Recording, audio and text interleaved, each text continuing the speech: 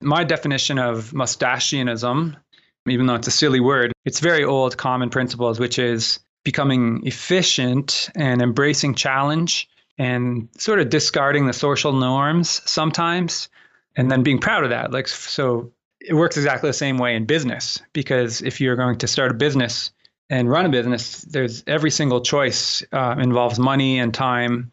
And if you're not aware of the efficient way to do things, then you're going to just sort of slip into what everybody else does. Like, okay, I'm thinking of starting a business. I'm going to start by leasing the nicest office in town because I want to set a good impression.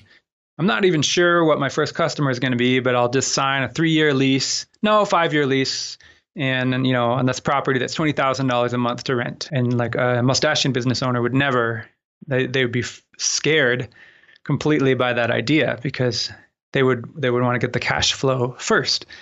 They'd want to figure out how to streamline their business, run the business out of your house and then your garage, and then maybe sharing a friend's garage until you're super profitable. And then at that point, you start shopping for a physical location.